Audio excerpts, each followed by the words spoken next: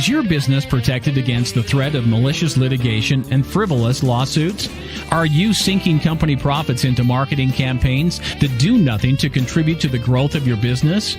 Bottled Business Sense provides practical business perspectives that uniquely emphasize both legal and media marketing strategies to protect and ensure the longevity of your business. Now, whether you're trying to provide a startup business with some level of stability or an established business with foolproof asset and estate protection, or simply attempting to get a better return for your business marketing dollars, Bill Bernard and Rick Moscoso will expose potential pitfalls to ensure the security and growth of your business, free from unwanted expense and the threat of litigation. You'll learn how to implement marketing and protection tools equal to those used by today's most successful corporations. Let's join Bill and Rick for today's Bottled Business Sense show. Hey, good morning, everyone. Today's Tuesday here on the Bottled Business Sense show. You're in the right place at the right time. It's 10 o'clock. And welcome to all of our followers. If you're new to the show, well, welcome to you as well. And as always, you can always find us on Facebook, YouTube, LinkedIn, Twitter, and our whole myriad of previous episodes on bottledbusinesssenseshow.com. So before we get started, I want to bring on my co-host. I am Rick Moscoso, and I'm going to bring on Bill Bernard here in a second to talk about something that's centered around business law and obviously one of his expertise. So everyone, welcome Bill to the episode this morning. Hey, Rick, how you doing? Good morning, everybody. I thought we'd do a relatively compact show on what's required in terms of getting a sales tax license. Does your business need to collect a sales tax, first of all? And how do you go about getting a sales tax license? And what happens if you have a business and you're selling products or services across state lines? So I'd ask that everybody please keep in mind that what I'm sharing here is for discussion purposes. For professional tax guidance or professional advice about your specific situation and your specific business, you should consult a tax specialist or a business attorney. So keep that in mind as we move along. And I thought we'd start off, Rick, by talking about how a sales tax works. So a sales tax is paid to the state and sometimes to local governments for the sales of tangible goods and certain services. It is a pass-through tax, meaning that businesses do not mark up the tax amount and profit from it, or at least they shouldn't. The tax they collect is what they must report and pay to the state. Typical exemptions, I should say, of people who don't have to pay this sales tax would be for food purchases at home. As you know, when you go to a grocery store, you don't pay a sales tax. Prescription and non-prescription drugs, textbooks, clothing, professional services such as accounting, legal, medical, marketing, that sort of thing. Now, you may go to a store and you may buy some clothes and you may end up paying sales tax. But strictly speaking, for the purchase of clothing itself, there can be an exemption under certain circumstances. So if you're in the clothing business, go ahead and see a lawyer so you can discuss that sort of thing. Let's talk a little bit about what a sales tax license is. Some states refer to a sales tax license as a seller's permit or a sales tax permit. So we'll talk about it as either a sales tax license, a seller's permit, or a sales tax permit. States monitor their sales tax. Businesses are assigned a sales tax number and a permit number, okay? And in some states, temporary sellers, such as those that operate around the holidays, Christmas stores, those sorts of things. I have a store in my neighborhood that only opens up during Christmas time, sells Christmas ornaments, gift wrapping, paper, that sort of stuff. If you're Independence Day, you might have a temporary sales license to or a sales tax permit to sell fireworks, for example. But you must obtain that temporary permit. So let's talk very briefly about the difference between a sales tax license and a resale certificate. A sales tax license identifies the businesses that sell taxable goods and services on a retail basis. A reseller license gives a business permission to sell taxable products on a wholesale basis to retailers without collecting sales tax, because the understanding, of course, is that a retailer will then impose the sales tax at his or her level. So you have the sales tax license for the resale or the retailer that must report the sales tax, and then you have a resale certificate that you must apply for as a wholesaler, but you do not need to charge sales tax to the retailer to whom you sell your goods. Manufacturers that only sell components for other products also typically collect no sales tax and need not apply for a sales tax license, but rather a resale certificate. So you're making components for stereo equipment. You sell those to a retailer. You're not going to charge the retailer a sales tax on that particular product. Now, do you need a sales tax license in every state where you sell products? This is important.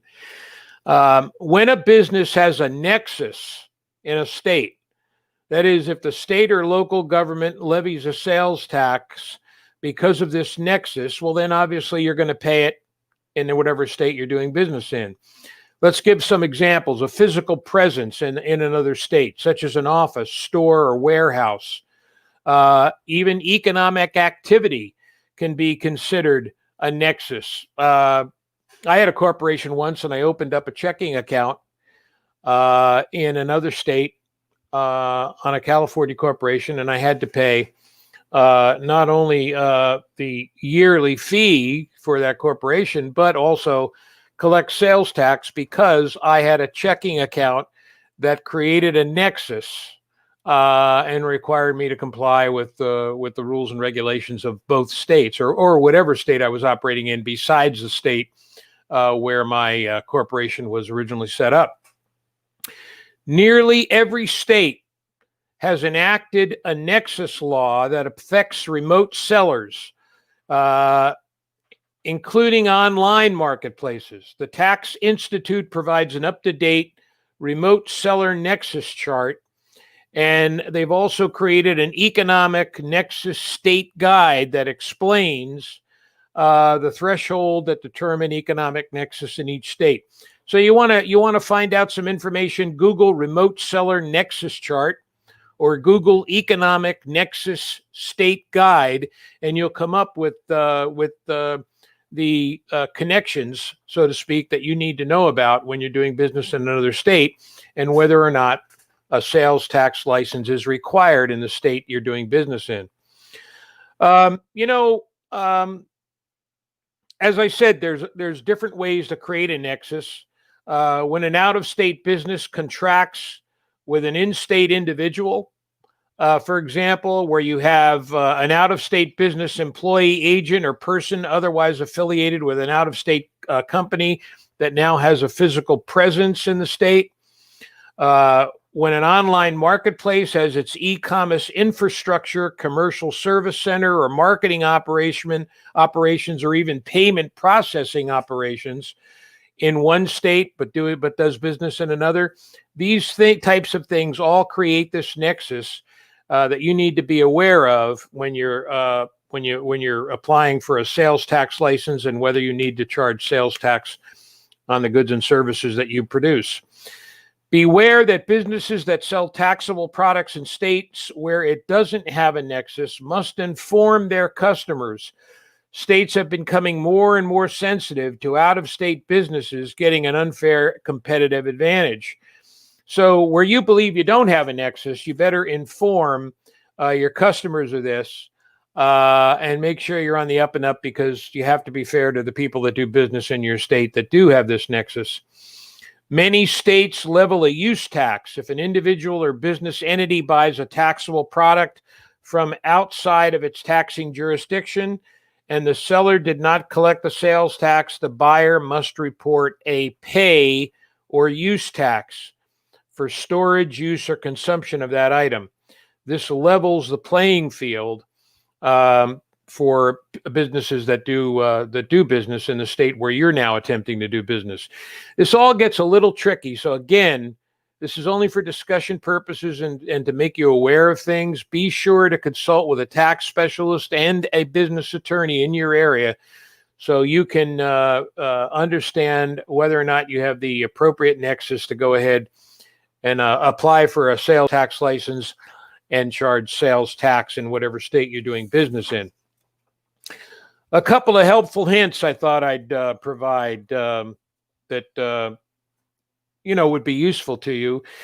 Obtain an EIN number before you go for your seller's permit. You now understand you need one. You need this sales tax license or seller's permit. Before you do, obtain an EIN number, an identification number for tax and reporting purposes. Determine what codes are appropriate for taxable products and services that you're going to report. So you Google the North American Industry Classification System, the North American Industry Classification System, and they will give you classifications of various products and or services that you need to utilize when you're reporting a sales tax. Information about your business. Make sure you have your business name handy, your business entity type, your state of incorporation, your physical business address, your email address, your business phone number, your business description, who's the responsible party for reporting sales tax in your business, your bank account information. You need to have that stuff handy when you go to apply for this sales tax permit. Remember, EIN, get your North American Industry Classification Code set up, and provide the information I just went over. Have that handy for when you're going to apply for this license. Then you're going to calculate the amount of tax you expect to collect. The state will determine your filing frequency, whether you file monthly, weekly, biannually, that sort of thing, based on what you estimate your sales tax will be by estimating the amount of product or services you think you'll move in a particular time frame. And it's an estimate, and it can always be revamped, so to speak. Provide the names of your suppliers, your wholesalers, and make sure you have personal references on hand. So all of these things you need to have handy and in front of you when you apply for the seller's permit or the seller's tax permit. How to get a license? Well, it's available online. The amount of time it takes for states to issue sales tax licenses vary, and you're just going to have to go and take your best shot and see how long it'll take you. Get a business attorney to help you, but most of this stuff is available to you online. And finally, collecting and paying sales tax. The business uses the appropriate form to report sales tax collected and sends it to the state and or local agency along with payment. Businesses may need to file sales tax forms either, as I said, monthly, quarterly, or annually. So to recap, Rick, make sure your business requires a sales tax license. Make sure you find out if indeed it does. Make sure you understand how the sales tax works and what a sales tax license is. Understand the difference between a sales tax license and a resale certificate that a wholesaler uses. Make sure you know whether you have a nexus and whether you're doing business in different states besides the one where you're incorporated or LLC'd, and determine if you're going to have to collect a sales tax and apply for a sales tax license in any other state besides your own. And before you apply for the seller's permit or seller's license, make sure you have all of the appropriate information I went over handy so you can speed up the process. So I hope that helps you, at least gives you a little bit of a background. That's what this was for. Make sure, as Rick and I have always said, you have a marketing guy on your team, a sales, an accountant or a professional tax specialist on your team, and most of all, a business lawyer on your team, because without those, you're going to be you could get in hot water. And of course, that's the old story, right, Rick, where you call the lawyer after you get into trouble. That's not what we want to do. We don't want to call lawyers after we get into trouble. Right. We want preventative maintenance. Okay, here's an example. See this blood test I just got? That's preventative medical maintenance, right? So you don't wait till you get sick. You go in, you get your yearly checkup. Your business needs a yearly checkup as well.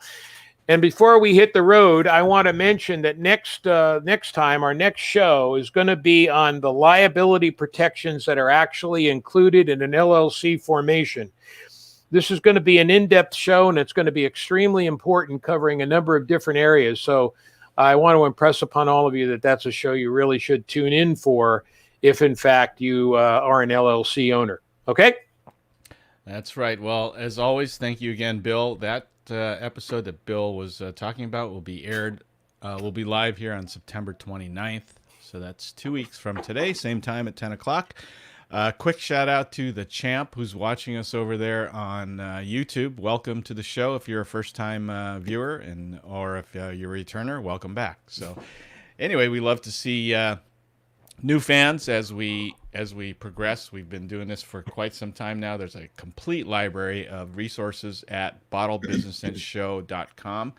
Go back there and pretty much review any type of topic that you would like to learn about in regards to business law, employment, trust, entities, and some marketing tips as well.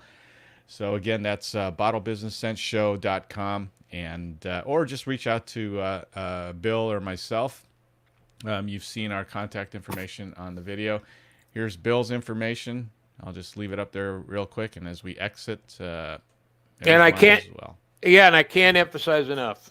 Make sure you see someone in your area, because no lawyer, I don't care how brilliant he or she claims to be, can give you legal advice, nor can you become a client of a lawyer who's online giving you basic tips about certain specific areas of law.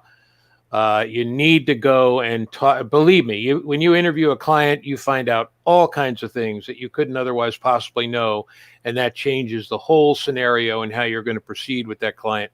So make sure you hire a lawyer and get them on board with your business before him or her, before you run into trouble. Okay? Everybody have a good and prosperous week. Thanks again, Rick, and we'll see you next time. Okay, we'll see you in a couple of weeks, everyone. Bye-bye now.